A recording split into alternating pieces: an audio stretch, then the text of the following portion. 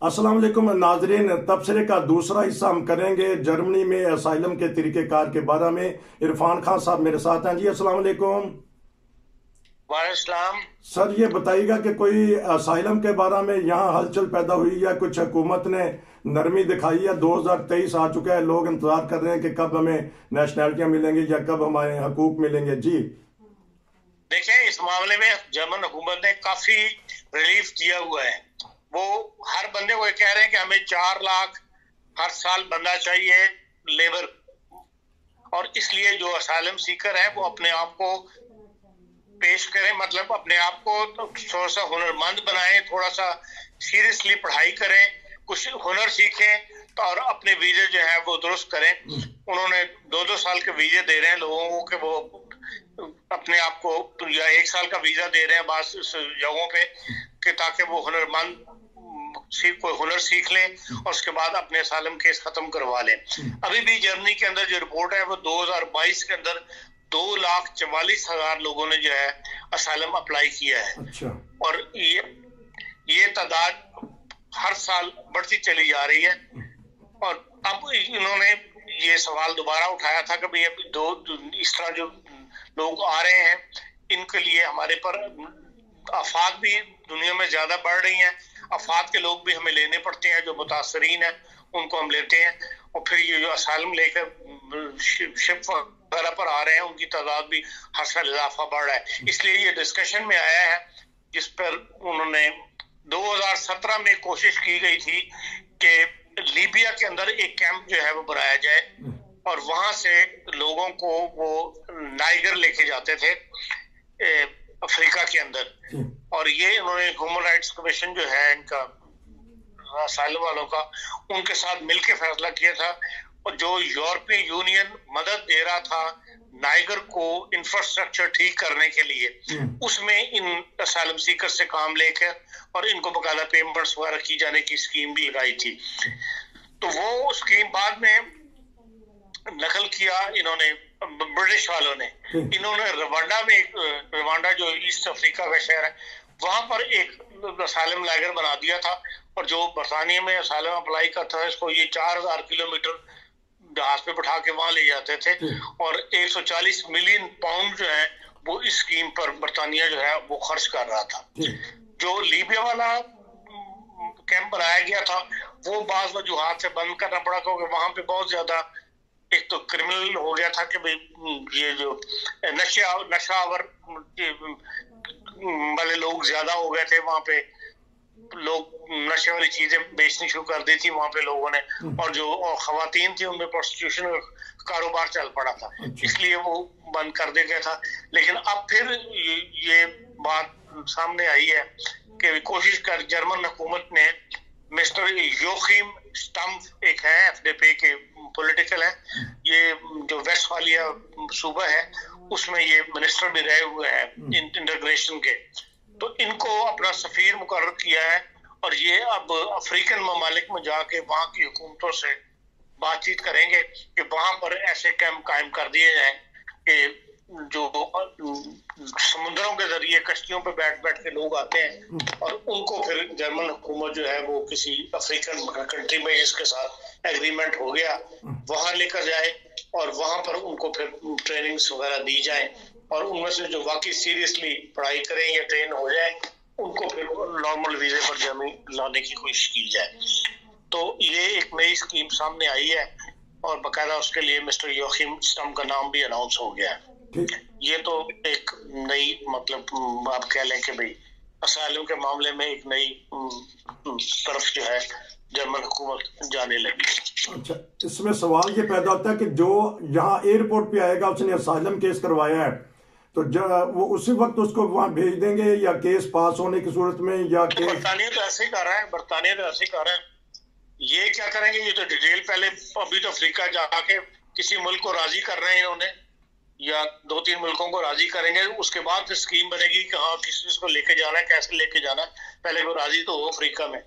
तो जिन लोगों ने यहाँ आके अब असाइलम लेना है तो वो आने वाले सालों में, तो वो ये बात भी याद रखें कि उनको एक ऐसे मुल्क में भेज दिया जाएगा जहाँ बेयारो मददगार पड़े रहेंगे।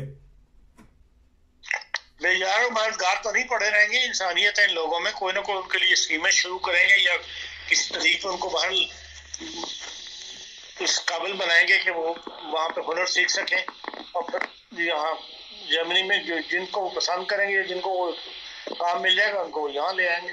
तो आपने जिस तरह कहा कि 4 लाख इनको अफरादी कुव्वत हर साल चाहिए होती है, तो वो जर्मन कौम में इतनी अब कैपेसिटी नहीं है, इतने बच्चे नहीं है, इतने इनका सूकुफ्त, इनका मुस्तकबिल ऐसा नहीं है कि उनमें से कुछ लिए जाए। बच्चे तो ले रहे हैं, जो पढ़ाई कर रहे हैं वो ले रहे हैं, लेकिन जरूरत मुस्तकिल बढ़ रही है, आगे आबादी कम हो रही है उनकी। अभी तो अगर ये मुहाजिरीन ना आते तो इनके आबादी तो बहुत कम हो गई थी। अब इस साल भी 2021 में भी और 22 में भी मुहाजिरीन के यहाँ बच्चे ज्यादा पैदा हुए हैं और जर्मन कौम के बच्चे कम पैदा हुए हैं। इसका फिगर तो मेरे पास नहीं है, लेकिन बाकायदा इस पर एक रिपोर्ट आई थी 2021 में जो पैदाइश हुई है जर्मनी के अंदर कि भाई मुहाजिरीन में कितने फीसद बच्चे पैदा हुए। हर मुल्क का हिसाब से उन्होंने बताया था कि भाई जिनके वालिदैन किस किस मुल्क के बतौर मुहाजिर आए थे उनके बच्चों की पैदाइश हुई है। ये वो है जो जिन्होंने भी जर्मन नेशनलिटी नहीं ली हुई, बतौर मुहाजिर के यहाँ पे रह रही हैं, आबादकार के तौर पे यहाँ रह रहे हैं। ये बताइएगा कि सियासी तौर पे ये हुकूमत अब मियाद पूरी करेगी कि ये भी मिड टर्म इलेक्शन करवा देगी किसी जा आके? नहीं, ऐसी कोई आवाज तो नहीं उठी, ना ही कोई ऐसे हालात हैं। जो कल इलेक्शन हुआ है बर्लिन के अंदर, ये 2021 में बेसिकली इलेक्शन हुआ था सूबाई असेंबली का, वो फिर कलअदम करार दे दिया था किसी वजह से अदालत ने। तो अदालत ने ही ये तारीख मुकर्रर की थी कि 12 फरवरी को दोबारा इलेक्शन करवाया जाए। तो उसके अंदर ये है कि भाई जो CDU जो क्रिश्चियन डेमोक्रेटिक पार्टी है उसे 10% प्लस गई है पहले से, और 28.2% उन्होंने वोट लिए हैं, और ये 2021 के इलेक्शन से 10% ज्यादा है। जबकि और ये एक समझ लेके अवाम की का फैसला है इस लिहाज से कि भाई जो SPD की हुकूमत है वो उससे खुश नहीं है।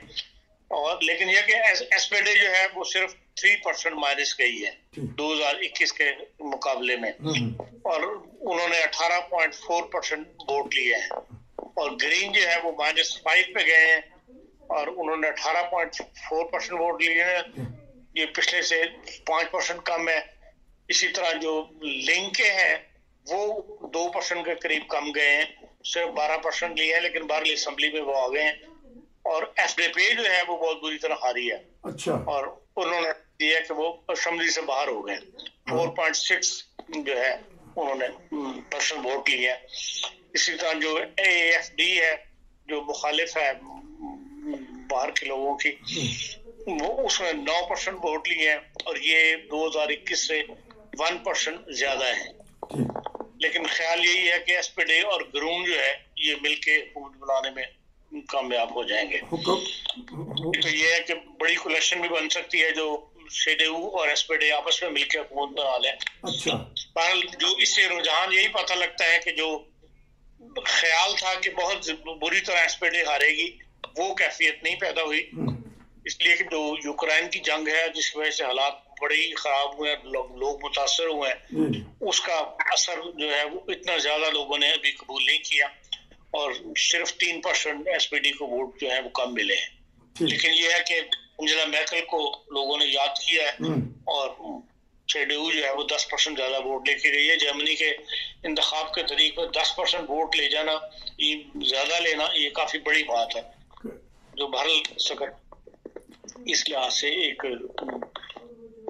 आप कह सकते हैं कि हाँ, जो क्रिश्चियन डेमोक्रेटिक है उनकी मकबूलियत जो है वो बढ़ रही है, और उसकी वजह तर्ज हुकूमत कह लें SPD का या हालात कह लें, पर इसका फायदा जो है वो CDU को पहुंच रहा है जी, जो पहले हुकूमत करती रही। ये क्योंकि दोस्तों ने कहना है कि इरफान साहब आए हुए थे तो ये पूछ भी लेते कि जिन्होंने अपनी मिसेज बुलवानी है पाकिस्तान से, या किसी ने के खामद ने आना है कि जर्मन हुकूमत ने या कोई पॉलिसी बदली है, कोई आसानी पैदा की है, जर्मन एम्बेसडर ने कुछ नरमी दिखाई है ताकि वहां से आसानी से वीजे मिल सके जो इंतजार में है लोग? देखिए, एम्बेसीज के अंदर पिछले दिनों में स्टाफ कम रहा है। अच्छा। जो कोविड की वजह से इन्होंने स्टाफ एम्बेसीज छोटी कर दी थी, काफी स्टाफ वापस बुला लिया हुआ था। इस वजह से लंबी लंबी डेटें मिल रही हैं, लोगों को मिल रही थी। अब ये है कि दोबारा से फाल हो गई हैं एम्बेसीज वगैरह, और अब लोगों को डेटें आनी शुरू हो गई हैं, मिल रहे हैं। इस मामले में मुलाकातें भी की गई हैं। जो पाकिस्तान यहाँ से 2 बंदों का डेलीगेशन जो है वो गया था, जर्मन एम्बेसडर से मिला है, और उसका रिजल्ट क्या है ये तो मेरे में नहीं अभी तक। वापस आएंगे वो लोग तो पता लगेगा।